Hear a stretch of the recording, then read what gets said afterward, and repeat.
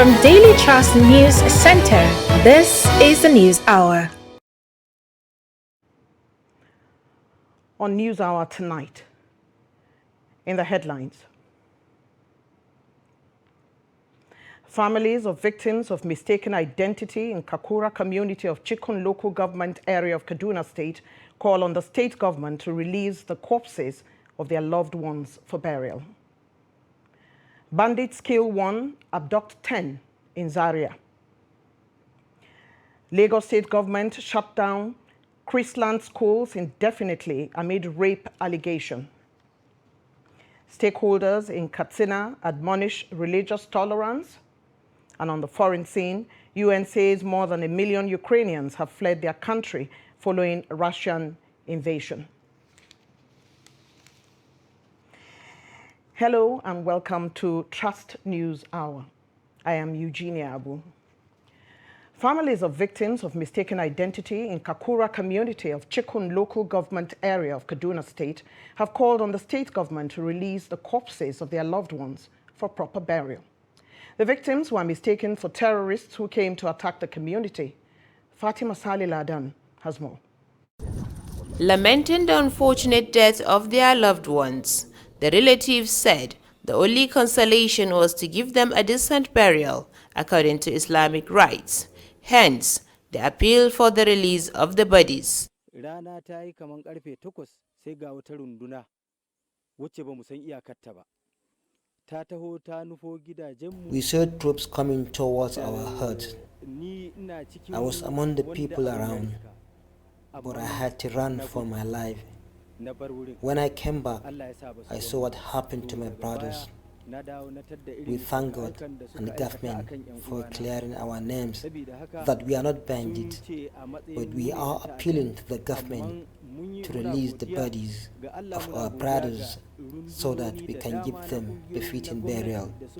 We are not even certain about the numbers of those that died.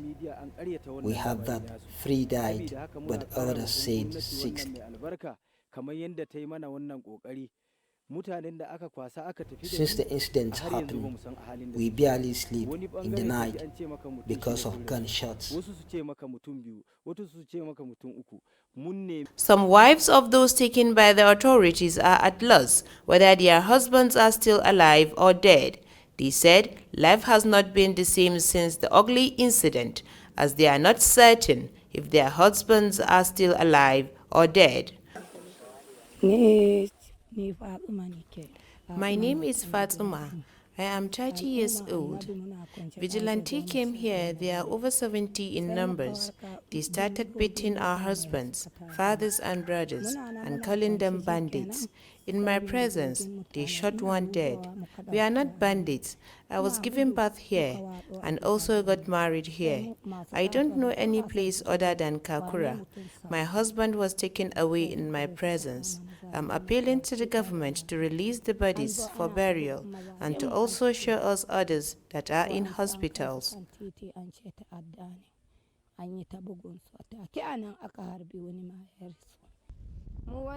My father and brothers were among those taken away. We are in difficult situation. We have nothing to eat since the incident. My mother barely speaks due to shock. We thank the government, but we are also appealing to see our fathers and brothers.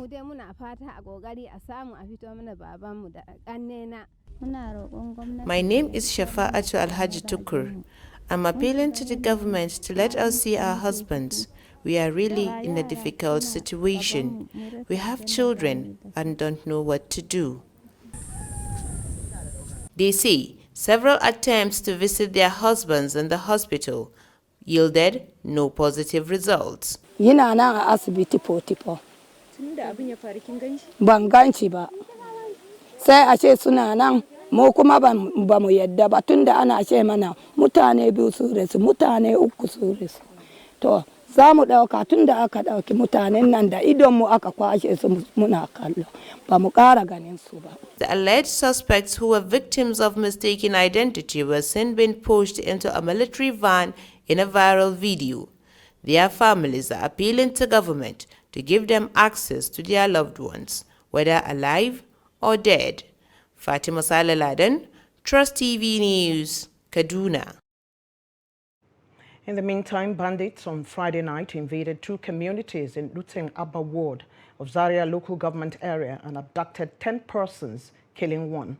The bandits, according to sources, invaded Gabari village around 11 o'clock Friday night and abducted one teenager after breaking into the house of one Ibrahim Meishago Gabari, shooting sporadically in the air. They then proceeded to abduct 8 more persons in a nearby village of Kafim Madani after a house-to-house raid which lasted hours. Trust TV learned that after intense fighting and gun duel with security operatives who responded to distress calls, the bandits abandoned their captives and took to their heels. Confirming the incident, the father of the abducted teenager, Malam Ibrahim Said, said his daughter, Fatima, was rescued and hurt shortly after her abduction.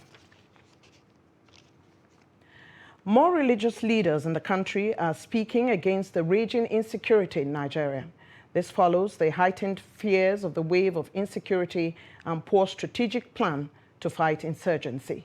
The report. Nigeria is faced with an unprecedented wave of different but overlapping security challenges, ranging from kidnapping for huge ransom, communal clashes and killings, ritual killings, armed robbery, to mention a few, which are said to be derived by corrupt politicians, leaders and people in every sector. These, according to observers, are threatening the sovereignty of Nigeria as a nation. The recent huge attack on the nation was the Abuja-Kaduna train attack that left many dead, more than 100 injured and several kidnapped. This attracted discussions among citizens questioning the competence of our leaders, where an Abuja-based Islamic cleric, chief imam of Apo Legislative Mosque, who was sacked for questioning and calling out the present administration for its reluctance and inability to deal with security situation in the country. He also blamed the politicians for only being concerned about securing votes come 2023 elections. It is their obligation to provide security. Besides, if there is no life, what is the importance of vote? Can a dead person vote? We want Nigerians to live to vote. And we want Nigerians to vote to live, not to vote to die. We don't want to vote insecurity. We want to vote security. These and other reasons prompted the Northern Elders Forum to ask President Muhammadu Buhari to resign as the president of Nigeria for his administration's inaction in the face of insecurity. It's not good enough for us to keep running and dying, and millions of people are being moved away from where they are. And this is all you read every day. This is not what we voted him into power for. So something is wrong, either with the person or with the system. Either way, there is only one person who blame, and it is the president. And as Nigeria celebrates Easter with the rest of the world with a message of love and peace, Bishop Diocese of Kaduna Anglican Communion, Timothy Yahaya, and the head of Kaduna Catholic Archdiocese, Archbishop Matthew Ndagoso, in their Easter messages, supported the Northern Elders Forum's call for President Muhammadu Buhari to resign as president over raging insecurity. In the same development, in another Easter message, Catholic Bishop of Sokoto Diocese, Matthew Kukar, said the nation has never been divided along tribal, political and religious line. He said nothing is working right in Nigeria except for corruption, where he also called for Muhammadu Buhari to resign. The presidency of Nigeria is not a human right based on ethnic, religious or regional sentiment. The next president of Nigeria must be a man or woman with a heart, a sense of empathy, and a soul on fire that can set limits to what human indignities visited on citizens he or she can tolerate.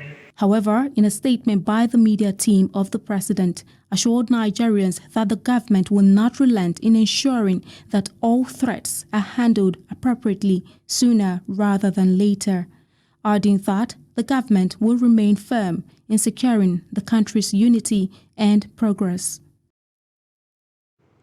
Still on insecurity, we have in the studio Captain Bish Johnson, a retired U.S. Army captain and a national defense and security strategist. Welcome to NewsHour.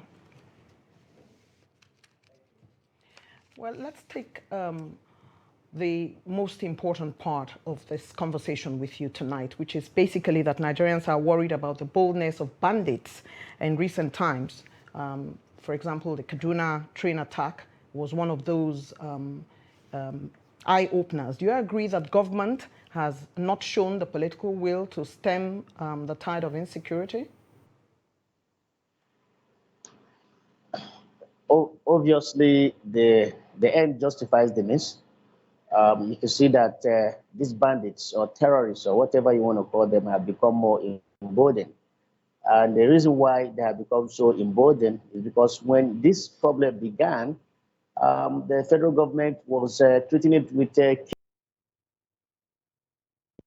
and so running around, giving out a ransom, and that became an incentive, and that led to that problem becoming like a commercial enterprise where people are making a lot of fortune out of other people's misfortune. And so we are at a cross point now where they have become so emboldened that they can take on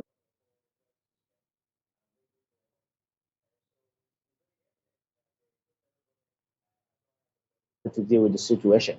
You can see what happened in New York with the shooting at the substation in New York. It took less than 48 hours to get the man responsible for those shooting.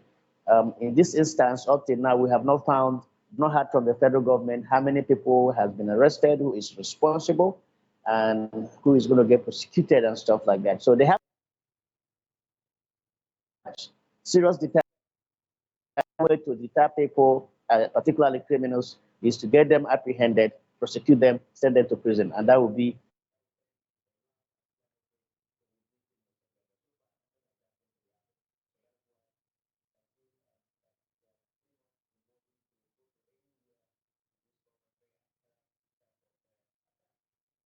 In the meantime, the military has expressed concern about tracking the financing of these bandits or terrorist groups.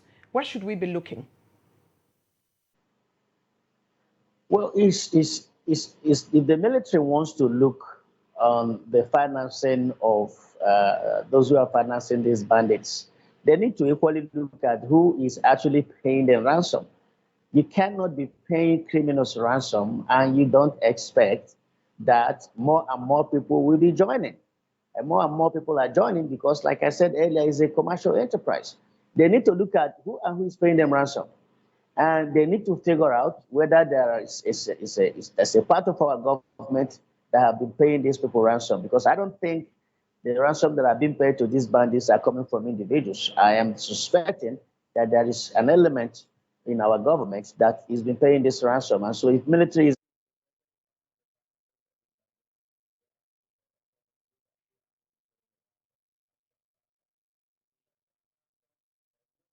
for banditry, and you will see that by the time you shut down the incentives,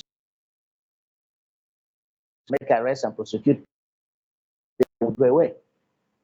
With a huge investment in military hardware, do you agree that we should be getting better results from security agencies than we are getting now?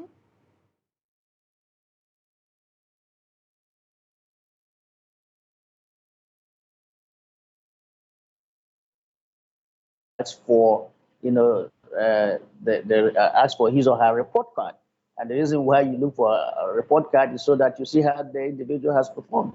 I don't think that the money we have invested in our security sector, we are getting the dividends. See the insecurity everywhere. I believe the military funding them appropriately, also the security agencies. But even the little that is being spent in security, a lot of them go into private pockets. And so the money that is actually there to carry out legitimate operations of the various security agencies is left far too thin, and that's why you see them struggling. So this thing has to be like a broad, holistic approach where we look at everywhere our monies are going. But so far, I can.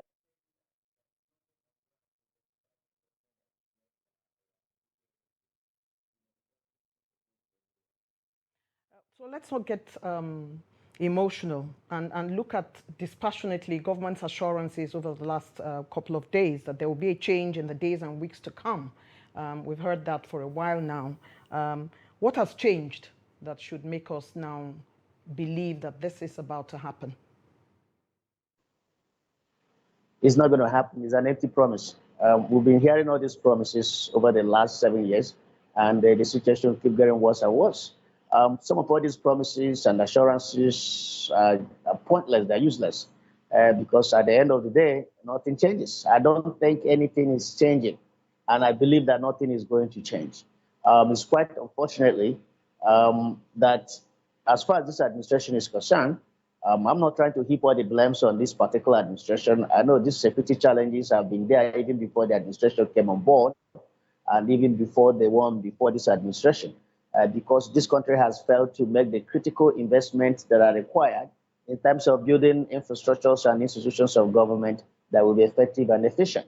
And so because of that, we're paying the price now. But having said that, we've had so much assurances and promises from the current government, and nothing has changed. It didn't change 4 years ago. It didn't change 3 years ago. It's not going to change now. So nothing is going to change. I believe that the insecurity we have in this country, quite unfortunate.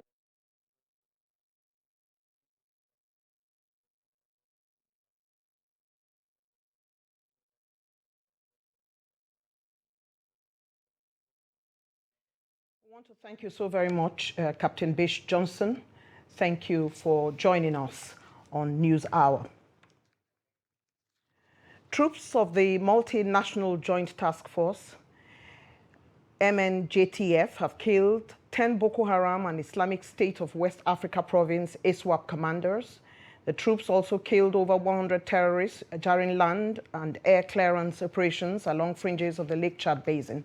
The operation, codenamed Operation Lake Sanity, is a joint and combined operation involving the MNJTF troops from Nigeria, Niger, and Cameroon. It also had troops from Operation Hadinkai, OPHK in Nigeria, as well as the air task forces of the MNJTF and OPHK, other security agencies, and the Civilian Joint Task Force CJTF. According to a statement by the spokesman for the MNJTF, Colonel Mohammed Dole, some of the areas cleared by the troops include Zanari, Arena Woje, which served as a major fabrication workshop for the terrorists. Other areas include Asagar, Laki, Garere, Kerenoa, Woje, Arege, Abadam, Doron Lelewa, Koloram, and several other locations around the islands. Dole said 18 soldiers were wounded, while 3 others and a member of the CJTF paid the supreme price during the operation. He noted that during the operation, a 105mm artillery piece, several canoes, boats, motorcycles, and bicycles were recovered, while improvised explosive devices, IED, making factories and bunkers were destroyed, and a significant number of women and children held captive by the criminals were rescued. Troops of the Joint Security Spike Operation, codenamed Operation World Stroke, OPWS, have neutralized 3 bandits in Chito, situated near Zakibiam, headquarters of Ukum local government area of Benue State.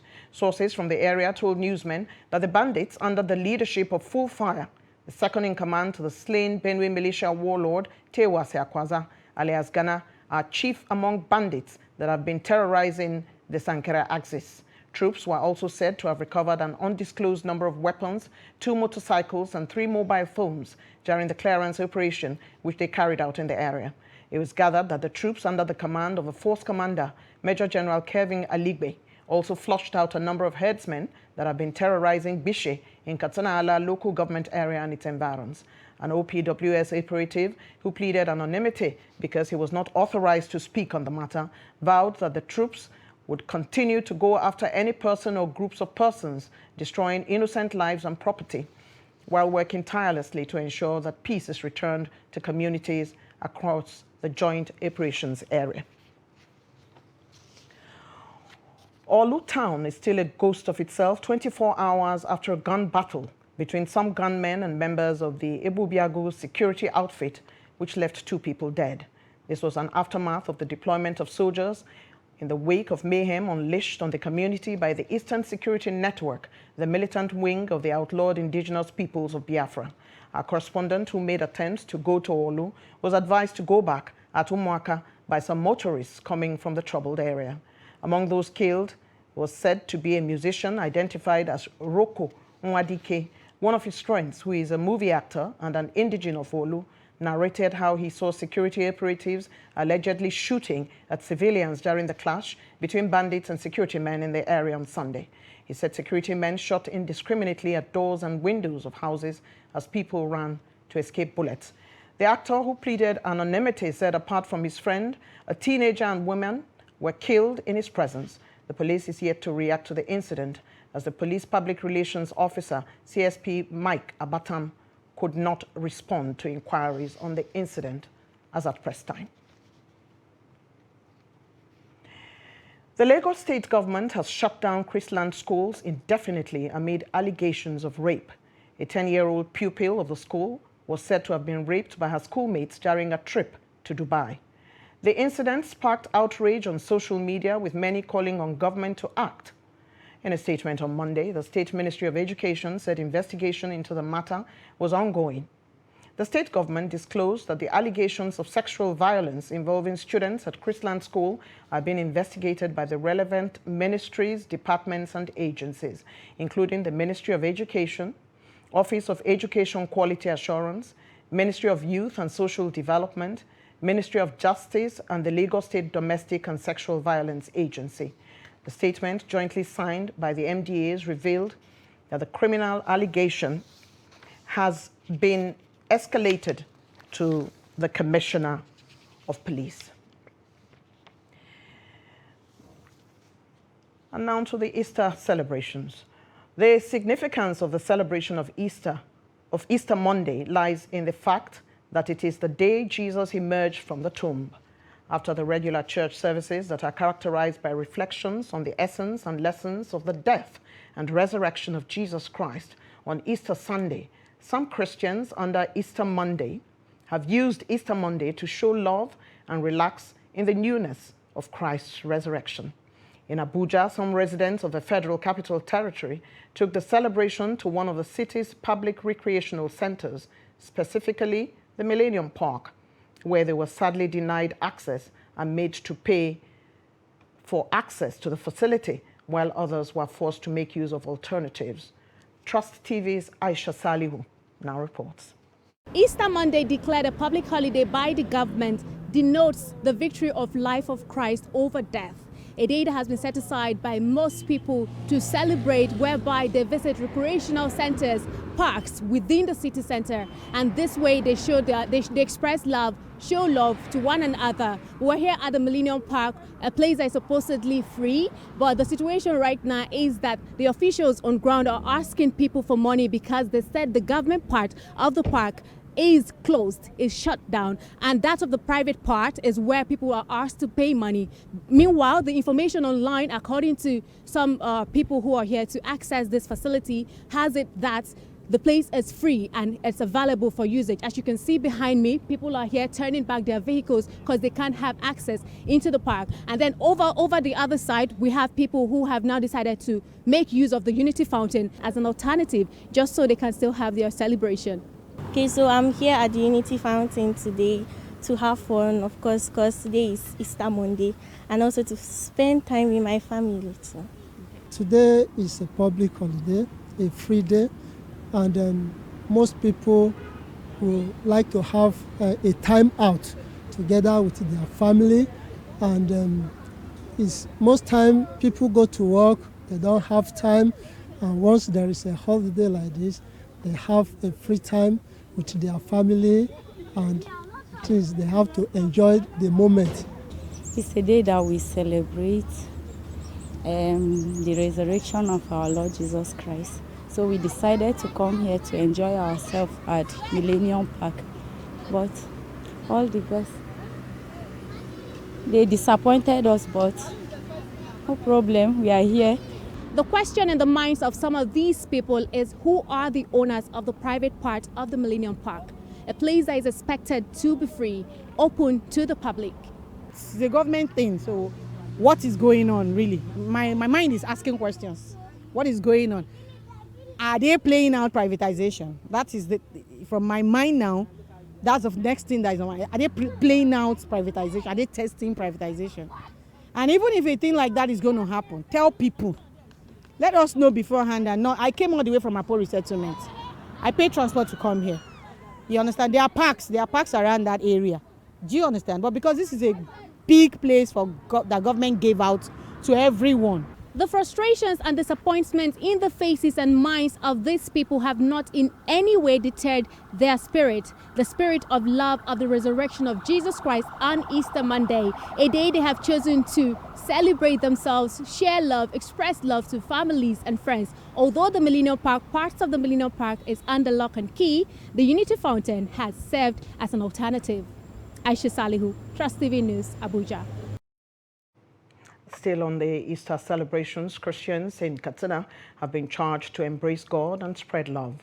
The Very Reverend Father Joseph Fine made the call during his Easter Sunday sermon at St. Martin's Parish, Katsina. Similarly, the Special Assistant to Governor Masari on Indigenous Nigerians, Honorable Prince Uche Okonkwo, has urged Christians and Muslims in Katsina to use the opportunity of Easter and Ramadan to embrace God and spread love. Jamil Mobai has details.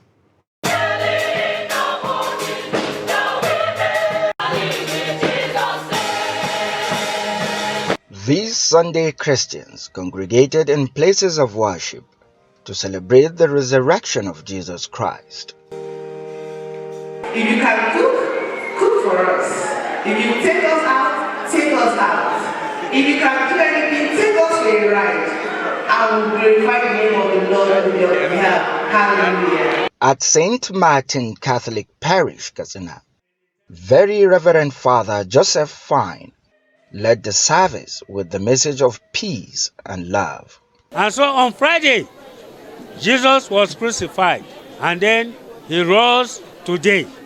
And that is why today is a day where the Christians should be happy with even non-Christians. Show them love. Show them the spirit of tolerance. Show them the spirit of forgiveness. And sharing whatever God has blessed you with the less privileged.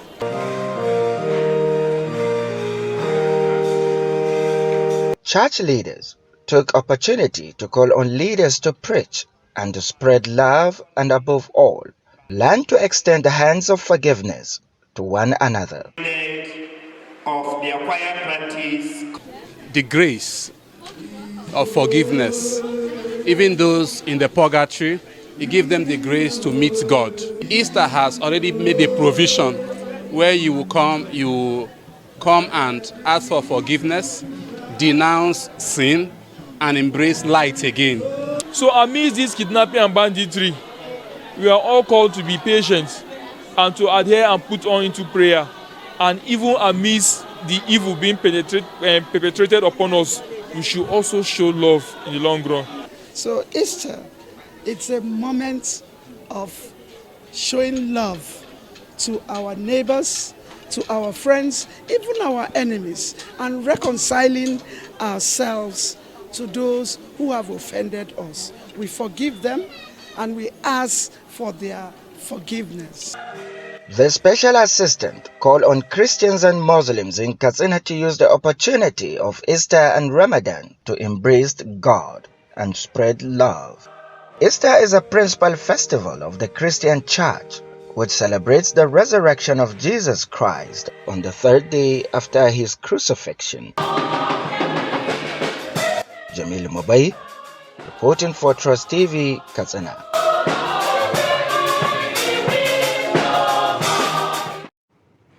In a similar development, Muslims in Edo State over the weekend converged at the Benin Central Mosque for the Ramadan lecture put together by the state chapter of the Federation of Muslim Women's Association in Nigeria. Trust TV correspondent in Benin City, Nafisa Bello, reports that the menace of domestic violence and possible solutions are stressed. The Ramadan lecture, which held at the Central Mosque Benin City, the Edo State capital, had in attendance Muslims from all walks of life, who took time out to reap from the blessings of the holy month. As the resource person spoke extensively on reconciliation in Islam and dealing with a declining marriage and ways of increasing happiness in marriages. We have cases whereby the women torment their husbands, that the husband will not love to come home because of the problem the wife gives to him. He would rather stay away. Why you see some men, they go to beer parlor, they stay till 11 before they come home is because if they come home, the problem the woman will heap on his head, it will be too much for him to bear. So he would rather go somewhere and relax. It's our nature to disagree sometimes. We belong to different tribes, we have different nature, so we must disagree sometimes. But as Muslims, in Islam, you must reconcile. In fact, Prophet say, make it not pass 3 days. No matter how the thing pay you, make it not pass 3 days. On why the choice of topics, the Edo State Amira of the Federation of Muslim Women's Association in Nigeria, FOBWON, Hajia Rabi Abiri and Hajia Umeima Momo said the topics were selected based on the increase in cases of domestic violence in the society, adding that it is high time women speak up and speak out. The topics were sent from the national, that we should pick the one we know that is more crucial in our area. That is the area, our circumstances, the way they are behaving in our area, and what is happening in our area. So each state should choose the one that that will go well with the community and what is happening in the country. Religion teaches us to obey, to be reserved, and so even when they are going through so much, they keep quiet. But we are saying today that keeping quiet might not be the solution. You might be going through so much violence in your home. The husband beating you, abusing you, both whether physically, verbally, emotionally, and then you keep quiet. A time will come, if it does not affect your mental well-being, then of course it could just kill you. The case of Osinachi is there for everybody to hear. Nobody knew she was going through that until she died. So we are urging women, if no matter what you are going through in your husband's home, if any form of abuse, speak out. The Ramadan lecture is an annual event put together by the Edo State Chapter of the Federation of Muslim Women's Associations in Nigeria, FOBWON. Nafisa Bello, Trust TV News, Benin. You're watching News Hour. Coming up after the break. Benevolent individual sanitizes the abode of the dead. Do stay with us. As the 2023 elections draw near, remember, evil prospers when good men and women only wish for peace, but never take a step to make peaceful elections happen. Are you a father? Are you a mother? What are you saying to your children as elections approach? Have you warned them not to let themselves be used to cause violence? Have you explained to them what the consequences of electoral violence might be? Do your part to make peaceful elections happen. Talk to your children. Protect them from unscrupulous politicians who want to put them in harm's way, while their own children are comfortable at home, within and outside the country. Let's join hands to make 2023 elections peaceful. This message is from the National Orientation Agency, NOAA.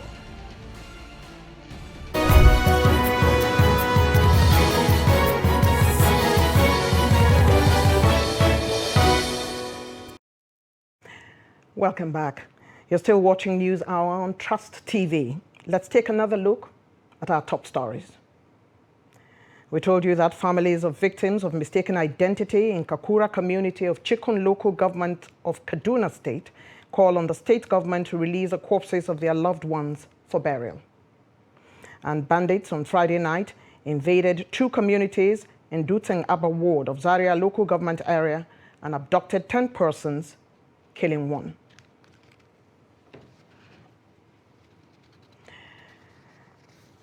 Vice President Yemi Osinbajo's recent declaration that he would run for president in 2023 under the platform of All Progressives Congress, APC, has generated a lot of controversy among citizens of the country. In this report, Trust TV's Shafiu Suleiman speaks to some political analysts with different viewpoints about the morality of the vice president's decision. To end months of speculations and suspense, the Vice President recently announced his intention to succeed his principal President Muhammadu Buhari, weeks after his political mentor Asuwaju Bola Ahmed Tinubu had done so. This, to some of the Vice President's critics, is an act of betrayal. They believe Tinubu was the vice president's benefactor and mentor who was instrumental to his rise to political stardom. The question is, does political morality or correctness exist in contemporary Nigeria's polity? It may exist, but in the instant case, I don't believe there is any thing like betrayal. And those who are canvassing for that opinion, as far as I'm concerned, they are either politically naive or mischievous or both. In a situation where we are lacking in political ideology, this is what you find. And you know, in democracy, everybody has his or her right to vie and to belong to whichever camp. Others are skeptical about how much impact the vice president's move would make in altering certain political calculations ahead of the much-awaited APC presidential primary. If within their house they are not organized, how are we even sure that when this ticket of APC is given to them that they can deliver?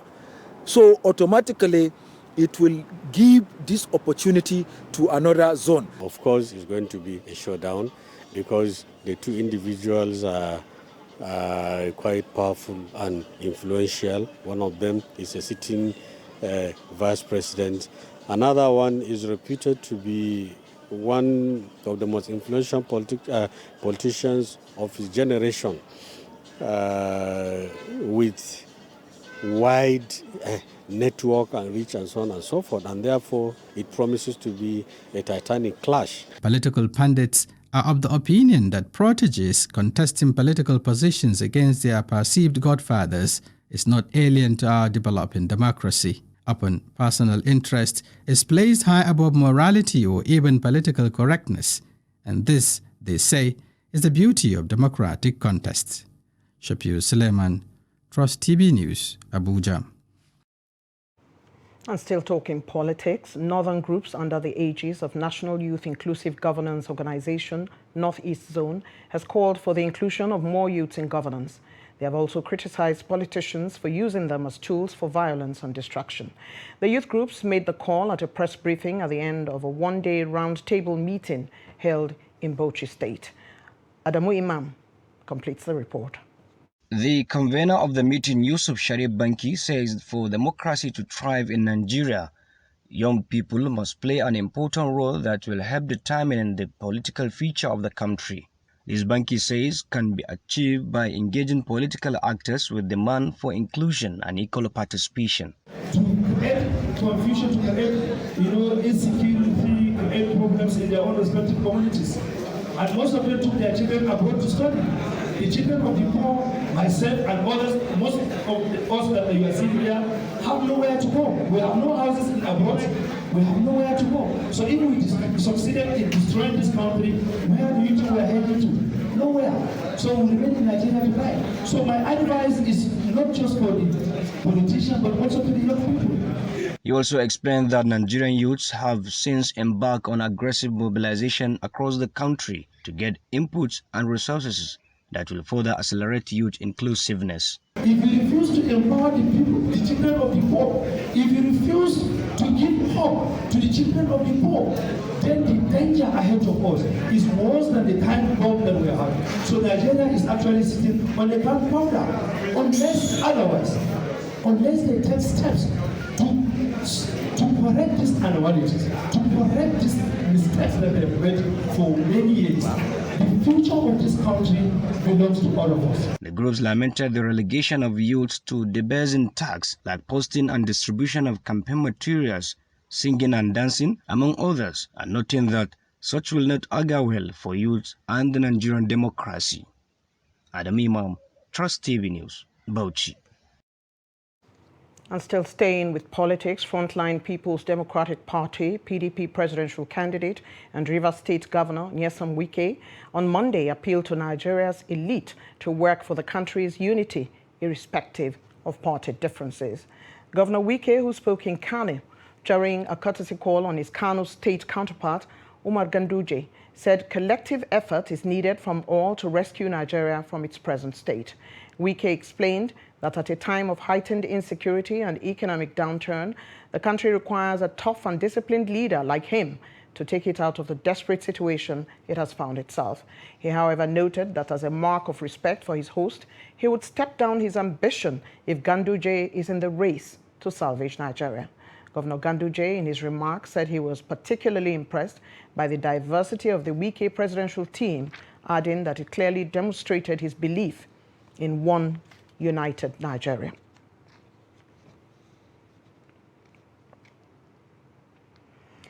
Senator Kabiru Marafa on Sunday denied dumping the All Progressives Congress APC for the People's Democratic Party PDP. He stated this while debunking reports that he and the former governor of Zamfara State, Abdulaziz Yari, have finally defected to PDP. Marafa noted that they are into negotiations with many political parties that have invited them to join them in the state. He stressed that considering the injustice meted out to the people of Zamfara by the former APC national leadership, several parties approached the former governor's faction to join. Earlier, the PDP chairman, Colonel Balamande, retired, told journalists in Gusau Sunday that the party received Yari, Marafa, and other top APC members who had joined the party together with their supporters. The chairman maintained that Yari, Marafa, and other top APC members would be officially received in Gusau in a colorful ceremony.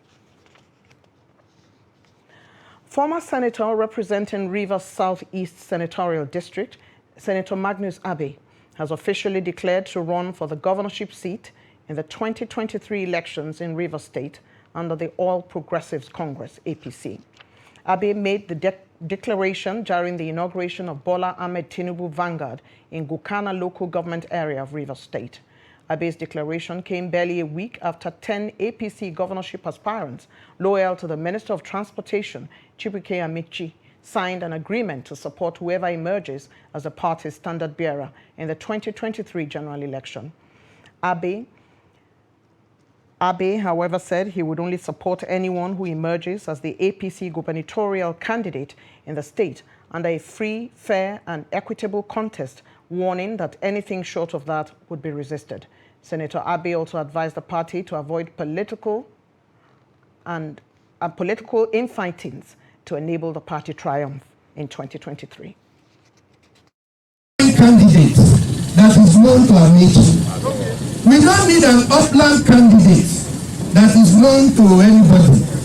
What we need is a Rivers candidate that is known to the Rivers people, that has the capacity, that has the track record, that has the integrity to be able to deliver the kind of life that Rivers people expect. I think that is what Rivers people need now. And that is why I have said, and I want to repeat, that I, Senator Magnus Ngei Abe, I will contest for the gubernatorial ticket of the All Progressives Congress. I have not said, and I will not say, that Senator Abe must be the candidate of the APC in Rivers State. Have I ever said so? No. I have always said, and I will repeat, if you have a fair, free, equitable contest, and somebody emerges from that process, I, Magnus Ngei Abe, will support whoever emerges from such a process, and the person will win. But if you go and cook up a process that you are cooking up to exclude me, it is not me that you are excluding. They are excluding all of you. We don't agree. If they exclude all of you, can they win? No! They will not win. So it is not rocket science. Magnus Abe speaking in Rivers State.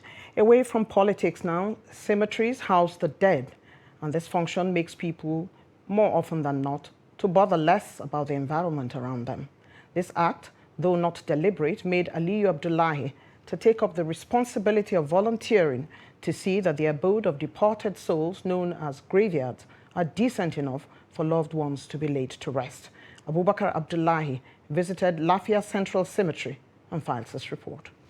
Some of the activities here at the cemetery are digging of graves, arrangement of materials needed to decorate the graves, interment of the deceased, among others. With the assistance of other volunteers, Aliyu Abdullahi, who is in his 50s, ventured into the work of digging graves and carry out other activities required for the final interment of any deceased brought here, with the aim of making this final journey of mortal men more honorable.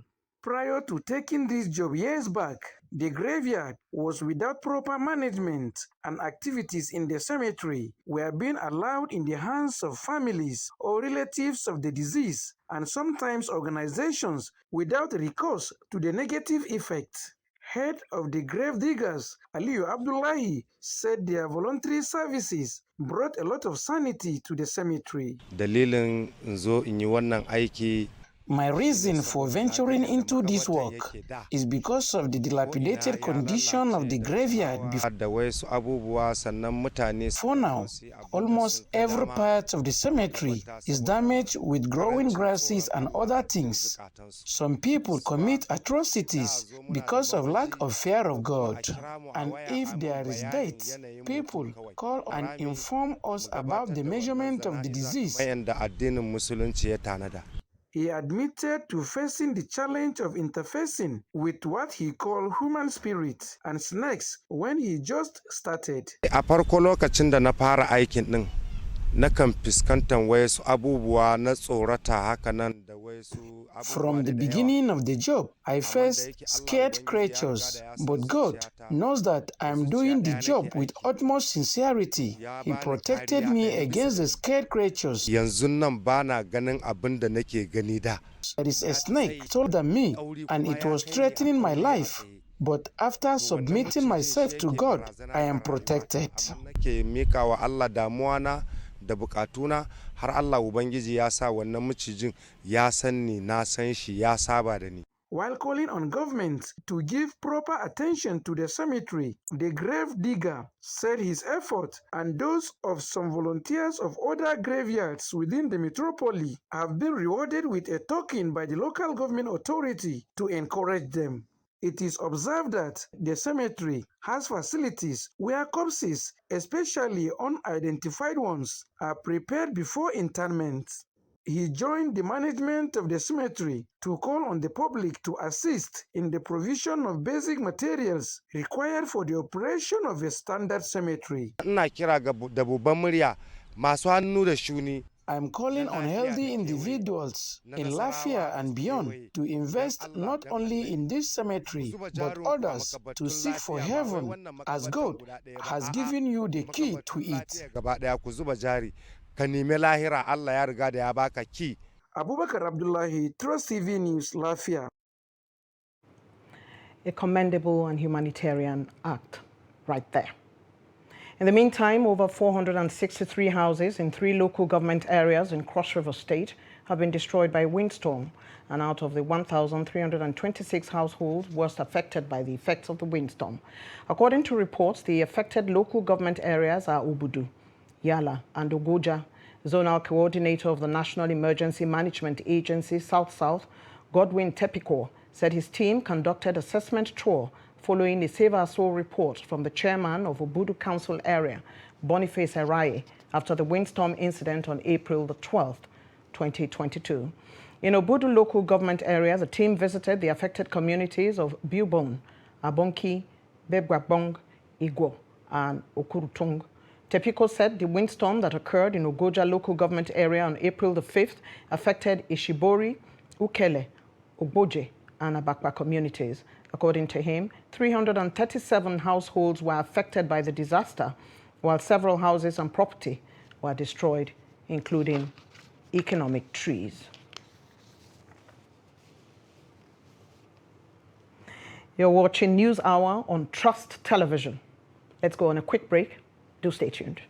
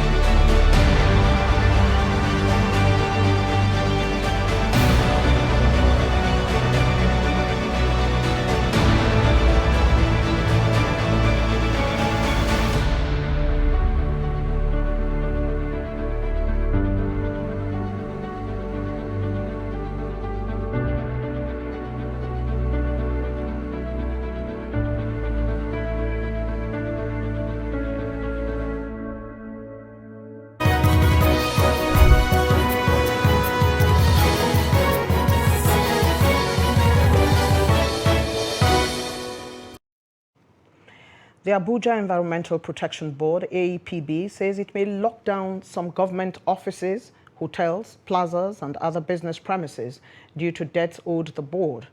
The director of AEPB, Usilama Brima, made the disclosure in a statement on Monday in Abuja.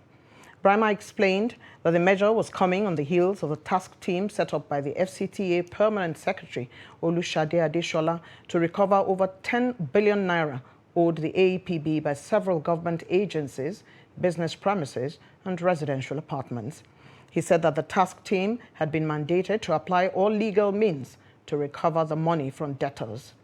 The director explained that the debts accrued over time due to the failure of those concerned to pay for services rendered to them by the AEPB. The Nigerian Maritime Safety and Administration Agency, NIMASA, has received a donation of $2.4 million from the Japanese government to support its Deep Blue project. It also received another donation of a warship from the Korean government to add to the fleet of the agency. Director General of the agency, Dr. Bashir Yusuf Jamo, disclosed this in an interview with newsmen in Zaria. He explained that the Deep Blue project, otherwise known as the Integrated National Security and Waterways Protection Infrastructure, was initiated by the Federal Ministry of Transportation and Ministry of Defense while being implemented by NIMASA. Jamo further explained that the project's main objective is to secure and provide absolute security surveillance and intelligence to the Nigerian waters up to the Gulf of Guinea. He said with improved intelligence gathering and sharing amongst all stakeholders in the maritime industry, the project has led to the reduction of piracy in the Gulf of Guinea. More than 4.9 million Ukrainians have fled their country following the Russian invasion, the United Nations said Monday, as it warned of the risks of women and child refugees being exploited. UNHCR, the United Nations Refugee Agency, said 4,934,415 Ukrainians had left the country since Russia invaded on February the 24th, indicating an increase of up to 65,396 as of Sunday. The United Nations International Organization for Migration, IOM, says nearly 215,000 third country nationals, largely students and migrant workers, have also escaped to neighboring countries, meaning more than 5 million people in all have fled Ukraine since the war began. It is one of the fastest growing displacement and humanitarian crises ever, with women and children accounting for 90% of those who escaped. And still on the foreign scene, Russian shelling in Kharkiv, Ukraine's second largest city, killed 3 people on Monday, officials said. A day after the bombardment claimed 6 lives. Prosecutors said 1 shell fell on a children's playground and killed a man and a woman. The head of a medical emergency center, Viktor Zabashta, told the Interfax Ukraine news agency that another strike on a humanitarian aid distribution point killed 1 person and injured 6 more. 6 people were killed and 24 injured during shelling of the city on Sunday. According to the latest toll from the governor, 3 more people were killed in shelling in the surrounding region.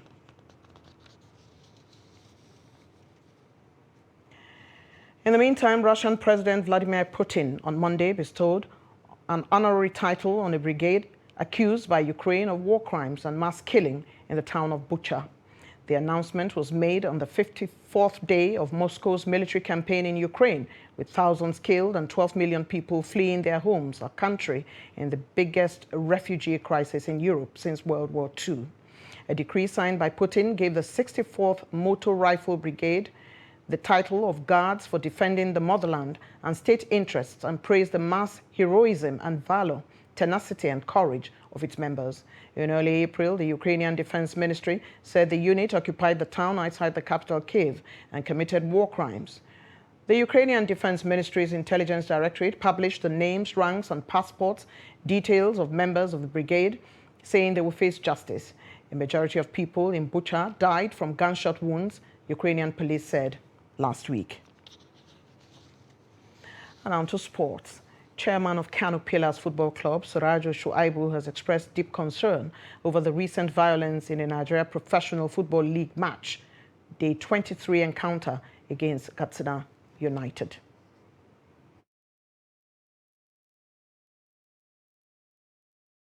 Between the relationship between Kano Pillars and Katsina United.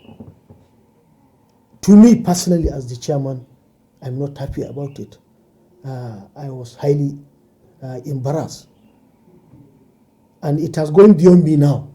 It has gone to the embarrassment of the entire Kano State people. No, we are going to look at all the areas.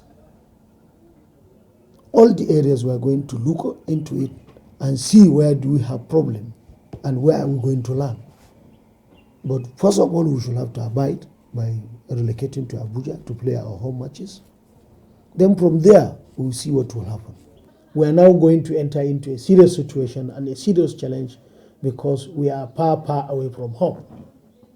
Even this week, when we are going to play Eimba, we have to stay in Abuja to play Sunshine Stars of Akure. So it's going to be a difficult situation for us, we, the management of the team, and also the Kano State government that is taking the financial burden. But I am pleading to the loving governor that he should continue what he's doing to Kano Pillars. With that interview, we have come to the end of News Hour on Trust TV. You can follow us across all our social media platforms. I am Eugenia Abu. We thank you for staying.